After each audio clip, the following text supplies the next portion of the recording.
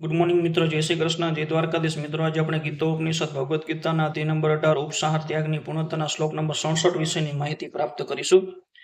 ઇદમ તે ન અત્પસ્કાય ન અભક્તાય કદાચન ન અશ્રુસુષેવ વાચ્યમ ન ચ મામ યહ અભ્યસૂયતિ। અર્થાત જે મનુષ્ય સંયમી નથી, નિષ્ઠાવાન નથી તથા ભક્તિમાં પોરવાયેલો નથી, તેમને આ ગુહ્ય જ્ઞાન આપવું નહીં, વળી મારો દ્વેષ કરનારને પણ તે આપવું નહીં। જે મનુષ્યો ધાર્મિક વ્રત તપ કર્યા નથી, જેમણે કૃષ્ણ ભાવનામૃતમાં ભગવાનની સેવા કરવાનો પ્રયાસ કર્યો નથી, જેમણે શુદ્ધ ભક્તોની સેવા કરી નથી, અને ખાસ કરીને જે લોકો કૃષ્ણને કેવળ ઐતિહાસિક પુરુષ માને છે અથવા જેઓ કૃષ્ણની મહાનતા પ્રતિ દ્વેષ કરે છે, તેમને આ પરમ ગુહ્ય જ્ઞાન કહેવું ન જોઈએ।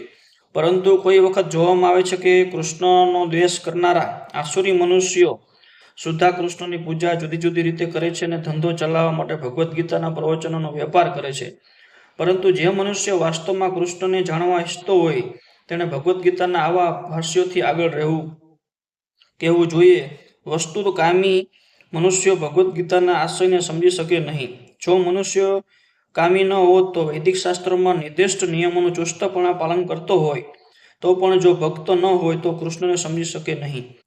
અને કૃષ્ણ ભક્ત તરીકે દોડ કરનારો મનુષ્ય જો કૃષ્ણ ભક્તિ યુક્ત કાર્યમાં ખરેખર પુરવાતો નથી તો તે પણ કૃષ્ણને સમજી શકે નહીં। ઘણા લોકો કૃષ્ણની ઈર્ષા કરે છે કારણ કે તેમને ભગવદ્ ગીતામાં જણાવ્યું છે કે તેઓ પરમેશ્વર છે અને કોઈ તેમનાથી શ્રેષ્ઠ નથી, તેમનો કોઈ સક્ષમ નથી।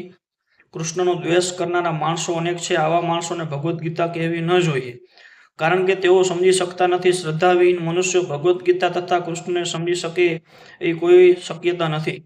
શુદ્ધ ભક્ત પાસેથી કૃષ્ણને સમજ્યા વિના કોઈ પણ મનુષ્ય ભગવદ્ ગીતા ઉપર ભાષ્ય કરવાનો પ્રયત્ન ન કરવો જોઈએ।